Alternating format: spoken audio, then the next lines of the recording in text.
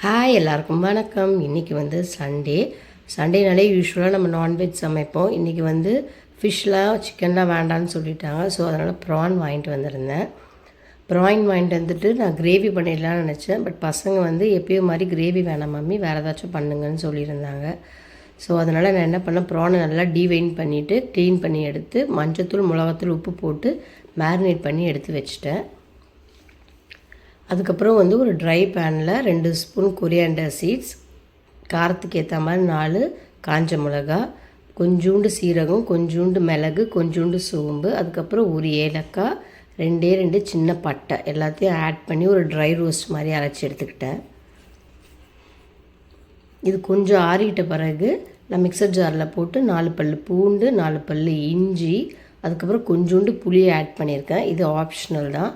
அதுக்கப்புறம் 4 கேஷ்யூஸ், இது எல்லாத்தையும் ஆட் பண்ணி கொஞ்சோண்டு தண்ணி ஊற்றி ஒரு திக் பேஸ்ட் மாதிரி எடுத்துக்கிட்டேன்.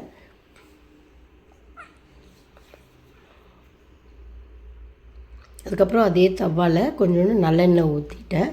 நல்லெண்ணெய்க்கு பதிலாக பட்டரும் ஆட் பண்ணலாம், கீயும் ஆட் பண்ணலாம், நம்ம விருப்பம்தான். அதுக்கப்புறம் மேரினேட் பண்ணி வச்சுருந்த ப்ரான்ஸ் எல்லாத்தையும் போட்டுட்டு நல்லா வந்து வதக்கணும்.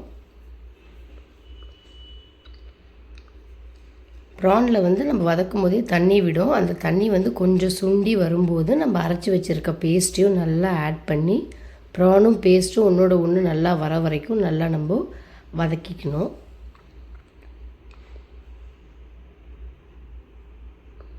ப்ரான் வந்து ஈஸியாக வெந்துருன்றதுனால நம்ம தண்ணியெலாம் எதுவும் ஆடும் பண்ண தேவையில்லை, மூடி வச்சும் வேக வைக்க தேவையில்லை.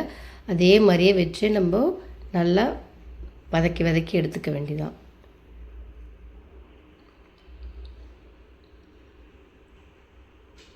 இன்றைக்கி வந்து நான் இதை வந்து கொஞ்சம் கிரேவியாக வேணுனாலும் இறக்கிக்கலாம், இல்லாட்டி நம்ம கம்ப்ளீட்டாக சுக்கா மாதிரியும் ஃபுல்லாக ஃப்ரை பண்ணியும் எடுத்துக்கலாம், நம்ம விருப்பம்தான். நான் இன்றைக்கி வெஜிடபிள்ஸ்லாம் போட்டு சாம்பார் வச்சுட்டேன், கூட இது சைட் டிஷ்ஷாக தான் பண்ணியிருக்கேன். ஸோ அதனால் வந்து எனக்கு லைட் கிரேவி மாதிரி வேணால், கம்ப்ளீட் சுக்கா மாதிரி தான் வேணும். ஸோ நான் அதனால் கம்ப்ளீட்டாக வந்து அதை ட்ரை பண்ணிட்டேன். ப்ரானும் நல்லா வெந்துடுச்சு. கடைசியாக மல்லி இலை தூவி இறக்கி விட்டுட்டேன். இப்போ நம்ம புளியை ஆட் பண்ணால் கடைசியாக லைமை வந்து ஸ்க்வீஸ் பண்ணிக்கலாம். நான் புளியை ஆல்ரெடி ஆட் பண்ணதுனால லைமை ஸ்க்வீஸ் பண்ணல, அவ்வளோதான். இது பயங்கர டேஸ்ட்டாக இருக்கும், ஈஸியாக இருக்கும். மேபி நான் வீடியோவில் காமிக்கிறதுனால கொஞ்சம் லென்த்தியாக இருக்க மாதிரி இருக்கும்.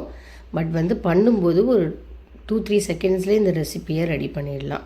இஞ்சி பூண்டும் வந்து நம்ம பேஸ்ட்டாக கூட ஆட் பண்ணிக்கலாம். நான் இதில் வந்து இதுவாக ஆட் பண்ணியிருக்கேன், நீங்கள் பேஸ்ட்டாக கூட ஆட் பண்ணி டக்குன்னு அரைச்சி எடுத்துடலாம். அவ்வளோதான். ஈஸியான ரெசிபி தான், கண்டிப்பாக ட்ரை பண்ணி பாருங்கள்.